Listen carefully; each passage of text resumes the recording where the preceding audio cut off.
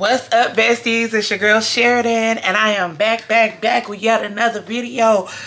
Baby, unless you are living up underneath a rock, then you know that Lateris R. Whitfield of the Dear Future Wifey podcast has interviewed or really had a sit-down talk with Danae Jackson, the former wife or of the former beloved Derek Jackson. And honey, I want to unpack it. Let's talk about it. Meet me after the jump.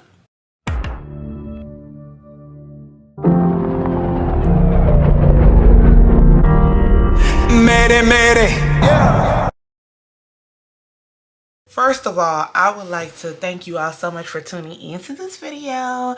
And I want to thank Lateris for having this conversation with Danae. Now, let me just say this. I commented, y'all, I wrote notes as I was watching this. Hold on, can y'all see? Notes. I don't know if y'all gonna be able to see because of my, there we go. I wrote notes, okay, because it was so much to say, so much to unpack, and I even commented on the video. So I feel like I'm gonna read my comment first so y'all can see where my heart is on this matter, and then we can get started with all of my notes. I commented, I wanted to be able to do this video this morning. Y'all, can y'all see? I'm sorry, I have a light on. Anyway, so I wanted to do the video this morning before I went to work, but there just was not enough time. But I watched the whole thing before I went to work. So all at work, I'm like, ooh, I gotta get on the internet. All right. So anyway, this is what I said. I said, thank you. I'm talking to Lateris for this episode. Men with platforms often are able to share their experiences and profit from them, while the women who stood beside them become victims and even obsolete in their own truth. Now let's pause. Even with Lateris, and this is not just because she doesn't have or doesn't choose to express on a public platform doesn't mean he's wrong. But, you know, Lateris has been divorced, and he shares their story, and not only does it help people, but it helps him. I mean, he getting a coin. Y'all see them Gucci shoes? Y'all see them Gucci shoes? I'm not mad at it at all. So I expressed that to say it doesn't necessarily have to be a bad thing, but the men be profiting. Okay, even think about Jamal Bryant and Giselle. Right after the divorce, Pastor Jamal Bryant did a book, whereas we didn't hear from Giselle until Real Housewives of the Potomac. Y'all see what I'm saying? All right. While the women who stood beside them become victims and even obsolete in their own truth. It's so sad. It honestly makes me not want to be married, but thank you. I haven't even pressed play yet. For being responsible with your microphone. This is big, Lateris. Thanks for letting her use her voice in a space where we will hear it. So shout out to Lateris, and let's get into it. So Danae, I am so happy for this girl. I am so happy for her. I'm so happy for the fact that she decided to tell her truth, to speak up. And not that everybody needs a platform. Everybody, we don't need to know everybody platform. Everybody don't need. Some of these testimonies out here need to be fact checked. Some of y'all be lying. But with as big as, you know, a platform as this story has gotten, as crazy as it got, and she really was saying stuff here and there, but not really. She was kind of silent. For her to break her silence in this way and on this Christian platform, which I feel is great for her. I thought it was big, so I'm happy for her. She said, and I quote, "I haven't had a voice." Sis is here to testify. So let me pause and say, there was this video on the internet when they was teasing us about this sit down, and Lateris and Danae was walking. How tall is Lateris? Lateris got a nice little body, yada yada. Okay, go ahead, Lateris, praise God. And so anyway, they started talking about her sanity and her helmet of salvation comments, which are coming, I think, in the next piece. So she lets us know that she has not always been saved, but she describes herself as reserved and loyal. And I was like, yes, honey, I would have described you that before watching this, okay? Because ain't no way. You know what? I keep saying ain't no way for stuff, but I'm not married. I've never loved anybody the way that she has loved Derek. I don't think I could sit there and let a man hold my arm while confessing to the world that he is a cheater, pumpkin eater after being caught. I don't know. I don't know. So anyway, she lets us know that she has dealt with a lot of rejection and abandonment starting with childhood. So then I began to ask, because she said she was shy, and I was like, dang, are you naturally shy? Or has your life experiences caused you to be a bit recluse? I'm saying that because that's something I have recently even had to ask myself. Like, am I shy? Am I an introvert? Or has dealing with rejection caused me to close in and become, you know, an internalizer and live in my head instead of joining the rest of the people out here? That's not funny, but that's a real question. So she lets us know that she had teen parents. Her parents were teenagers when they had her, and her dad died when she, I believe, did she say 14, 12, something like that. But while he was living, she tried. This was key to me. This was key to me. And I want us to all, like, don't judge her. This is a case study. Let's all listen to what she went through and take notes, because I could see me all up in here. Sis said that her dad spent more time with his sons, and she, of course, felt like, you know, abandoned and rejected. And because of this, she made herself a tomboy. She became a tomboy trying to win over his affection. She put on masculinity trying to win over his affection because he's more affectionate with the boys. So she tried to become what she thought he wanted so that she could get what she needed. I said, whoo! I don't know if y'all got that when she said that she tried to become more masculine to get his affection, but that hit me like a ton of bricks. How many times do we put on the attributes that we assume that people want, that we assume that they want from us so that we could get what we actually need from them? That was heavy. And immediately I saw why she got in this toxic relationship with the formerly beloved Derek Jackson. All right, so she reveals that she was sexually assaulted at 19 years old. She was raped. She meets Derek 3 weeks after the assault. And I was like, oh, the devil don't play fair. When you are vulnerable, and I'm not trying to call Derek the devil, but also I might be trying to call him the devil's grandson. I don't know. But the devil know how to creep in when you are vulnerable, even when you don't realize you're vulnerable. So Danae lets us know she has never had never at that point really dealt with the rape. She was sexually assaulted. She never talked about it again until years later with Derek. Oh God. You know how animals, specifically dogs, can sense when you're afraid of them? I feel like narcissistic men can literally sense when you're a good girl. They can literally sense when you are vulnerable, or when you have like less than healthy relationship with your self-esteem. I feel like they can literally sense it and prey on it. That's what I feel. So anyway, She never deals with her trauma, but immediately gets into this relationship with him.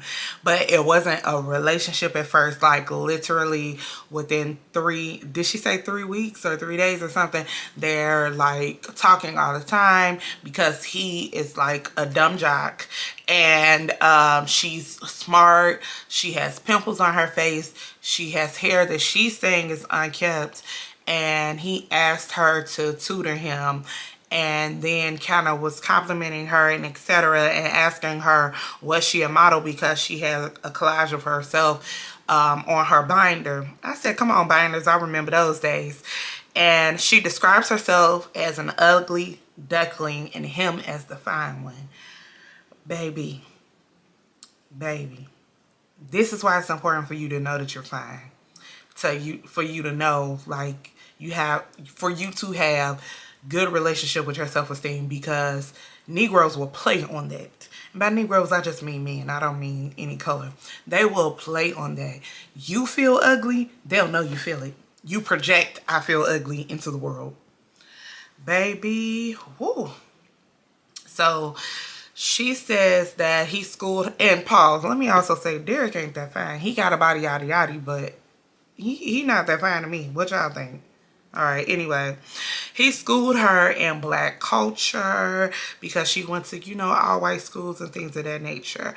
1 month after meeting, he asked her to be his girlfriend on Valentine's Day, and these people commenced to having a 9-year on and off relationship. And Derek did not just start cheating in the marriage, etc. This Negro was cheating since day one. Day one. I want this to be a cautionary tale for all of us, because how many of us feel like, oh, he's gonna change, she's gonna change, just because he marries you? Girl, your dating experience, y'all talking phase, all of that is the blueprint for what this marriage about to look like. It's the blueprint. Okay, nothing but God change a man. Nothing. You can't change him. The title can't change him. The signature on a piece your marital license can't even change him. Can't nothing but God. Woo. So she lets us know that because she found out he was cheating, and the way she found out was going through his phone and such. And I'm like, dang, dude wasn't even hiding it back then. This is before you could lock apps and stuff like that on your phone. Like, you wasn't even hiding it then, bro. Like, you wasn't deleting the messages or nothing. You just don't give a darn. Like, this man is the devil's grandson. I'm sorry, that's rude. I'm not gonna say that. He's terrible. A narc. It's giving a narc. Okay. So anyway, she lets us know that she tries to make him jealous with her friend Fabian, meeting him different places, making it seem like she was, you know, dating Fabian or whatever to make him jealous. I want to know, Lateris, I wish you would have followed up. Was he jealous? Was he jealous? I need to know that. Because I feel like a lot of times we try to make these men jealous and they be like, it's 15 of you. I don't know. Let's see if I want to, maybe they'll uncover that in tomorrow's episode. So she saw, so not only did she see him, you know, having inappropriate conversations in the phone, this Negro was literally recording his own sex tapes and keeping them in the phone. She saw videos upon videos of him with other girls, and she never confronted him because she was afraid that he would leave her. Bro, I wanted to hug this girl. Like, I have never been there, but I have been in positions where I feel people have wronged me and I haven't necessarily said anything to, you know, preserve their feelings. Yes, I have. Or to preserve their feelings so that we don't sever the relationship. Yes, I have. Oh, I wanted to give this girl a hug. How many times do we compromise our souls, what we want, what we wish for, how we know we should be treated? How many times do we compromise ourselves just so that somebody doesn't leave us.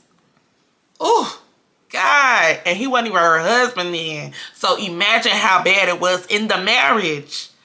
In the marriage. And I feel like when a man sees that vulnerability or sees that loyalty, baby, he will wear you out, man. This man literally played on her top. Like, this is a level of mental, emotional abuse. And watch the full interview. Like, I'm going to link the interview below. Watch the full interview. This man, y'all can't tell me this is not abuse. This is abuse. It's abuse. And I hate that she went through that. But I'm going to tell you one thing, Danae. I'm so glad that God rescued you. I'm going to tell y'all something. Tasha K ain't always wrapped too tight. But I feel like God used Tasha K to get Danae up out that jam. I really do. I feel like God used Tasha K to get Danae out that jam, because who knows if she would have left. I don't think she would have. Do y'all? If he would not have been exposed, would she have left? Well, did she leave? I think he divorced her. Like, I feel even he divorced her because it was public. You've been cheating on her all this time. You could have just kept doing it. But no, because we knew about it, it was messing with the bag. I feel. What do y'all think? Why do y'all think in real life that Derek divorced or filed for divorce from Danae? Why do y'all think that happened? And the reason why I'm saying he did, now I'm sure they're gonna explain this to us in the next episode. But if you remember the sequence of events, Tasha K exposed him a couple times. They do the whole video together talking about how they're working through their marriage. She does the Helmet of Salvation video, which, sis, but I understand why she was quirky at that time and a little dingy at that time. That makes sense now. She does the Helmet of Salvation video, and she gets online and telling people, if you know, cursing folks who are speaking ill and judgment of her and her husband. And then out of nowhere, he decides to post a picture of the two of them happy in the picture, and basically announces that they have jointly decided for a divorce while his mistress is on social media subbing her. To me, that sounds like he filed because they weren't on one accord. She didn't say that, and his post still up. Now, it's interesting. Go to Derek Jackson's page. That post of the announcement of the divorce is still up. But he just, wished her a happy Mother's Day the other week, 2 days before my birthday. Wished her a happy Mother's Day the other week. And the people dragged him, so he took that post down. But you ain't gonna take the announcement down? Derek, that baby, ooh, he's a narc. Like, y'all, allegedly. Can I say he's a narc? Can I express that opinion? I'm not a doctor, but he giving me narky vibes, okay? So she tells us that she would cry in the closet after going through his phone, finding videos of him having sex with women. And then this girl named them. I said, oh, and they shall know the truth, and the truth shall set them free. So I'm like, she's naming them. She knows them. She knows them. Baby, we gotta fight Derek. We gotta drop him. We gotta drop him. Okay, back to this. So she would cry in the closet for hours till he came back home, and then he would be like, what's wrong? And she would lie and act like she was grieving, but she was really grieving and hurt based on their relationship. And so she was needing him to console her, not knowing that he didn't know that he was consoling her from him. Ooh. And it reminded me of the song SWV. They have a lyric that says in the song Weak, and the cause and cure is you. I was like, oh, Jesus, that is deep. And so she tells us that she becomes passive aggressive and also aggressive. So he don't know why she's spazzing out on him, and so he's, you know, I'm sure thinking she's crazy. This girl is crazy. Whole time she's just reacting because you have driven her crazy. And not only have you driven her crazy because you got, you know, you're having sex with her while having sex with all these other women. And it's like, were you protecting yourself with those other women? Because how you claim to love somebody, but you compromising their health, physical health, because what if you brought her back something? Her mental health, because you abusive as heck. Her emotional health, and her spiritual health. Because all those spirits you've been mixing and mingling with, you bring them right here to me, but you love me. Bro, y'all gotta watch this interview. Y'all gotta watch this interview. So she tells us that they moved to Atlanta, and at this point they have broken up, but they still smashing. And he would have multiple women, and they would literally pass each other in the stairwell, like they were taking shifts to go be with this man. Okay, you know, I've never had sex before. If this is your first time or you new to my channel, I am 32 years old. I'm still a virgin. I'm waiting to marriage.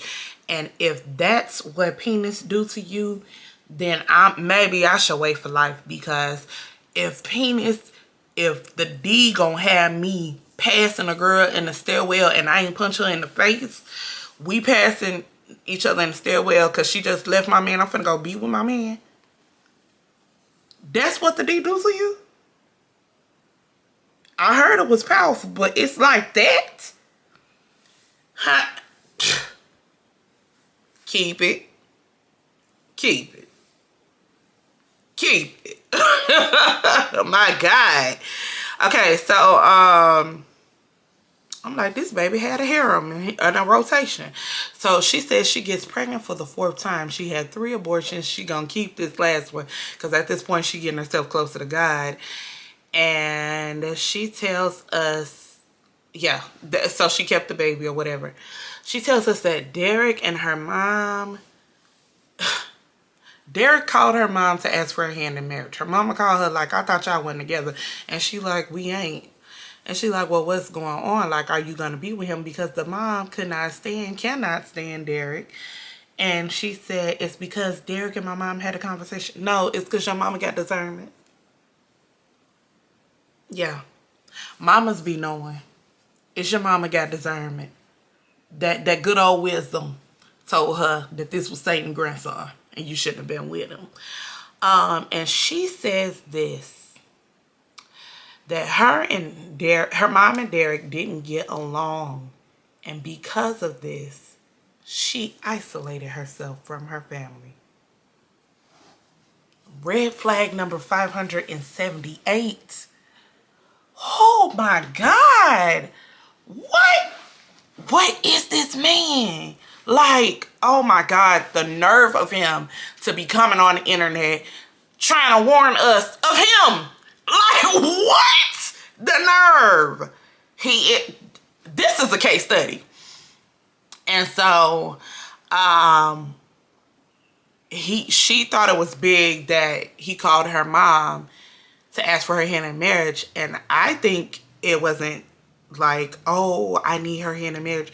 No, I think that Negro was audacious. I think that was audacity. To know that you have dragged her daughter through the mud, that you got 50-11 women, and you gonna ask me to marry my child. And you know you ain't right. Yeah, audacity is what that was. She thought it was humility, but it was audacity. Anyway, and I think that he called her mom and he asked her to marry him because he knew he could. Because he knew he could.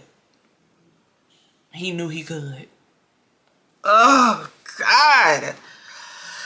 So she said they tried premarital counseling and did not finish because she began to tell the truth about how she had found all the stuff in her phone, etc., etc.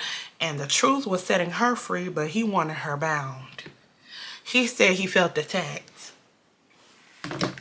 Satan, the Lord rebuke you. How you attacked by your own truth? Baby, not the mirror attacking you. Ooh. Y'all, watch this interview. Watch this whole interview. Y'all got to tell me below what y'all think of this foolishness. And so, they cut premarital counseling short and still decided to get married.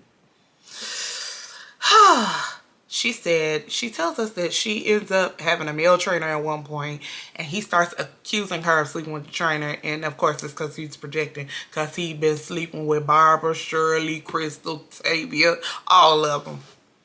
And so she lets us know that he cheated on her 2 weeks before the wedding, and the girl was his barber and posted pictures of them with hearts on Instagram. He was messing with the barber. Do this Negro got a sex addiction? Or is it just audacity? What is it? You're not well. And so he then told her that he was like, you don't trust me. Why would I trust you, Negro? Like, the heck? And so she gets 3 therapists to try to deal with his foolishness, though he wouldn't see one counselor to marry her. You didn't think she was worth one counselor, but she had to get 3 therapists to talk herself into being with your peanut head Ninja Turtle looking behind.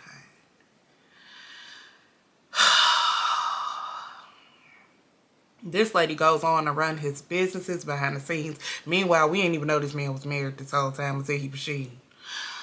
She running the businesses behind the scenes. Y'all know he got the relationship cards. He's doing all the Facebook, the Instagram, all the things, the YouTube. She's running all his stuff. She's never in marital bliss. There was never a time where, to her knowledge, he was actually faithful. He never tried. He just married this girl to bind her. Ooh. You know what? And she said earlier in this, and I'm going to, she said earlier in this episode that when he proposed to her, she felt like she won. Because it wasn't the other girls, it was her. I'm going to encourage y'all with this. Baby, everything ain't a prize. So to the women who lost, the women who feel like you've lost that man, you ain't never lost nothing worth having. This man gaslit her so much that she would catch him speaking to business associates in a sexual manner, and he would tell her, you're insecure. I have to talk to them for business. Y'all, this whole interview is a big old case study, and I need y'all to go watch it. Shout out to Lateris Whitfield. God bless you. Hopefully I get to meet him one day. He is really amazing. I am a Dear Future Wifey podcast supporter, so y'all go watch their video and thumbs up this one, like, share, comment down below, tell me what y'all have thought of this whole crazy debacle. I love y'all so much. Share the video onto social media, and yeah, y'all, we lit. Love y'all. Bye. Mayday, mayday. Yeah.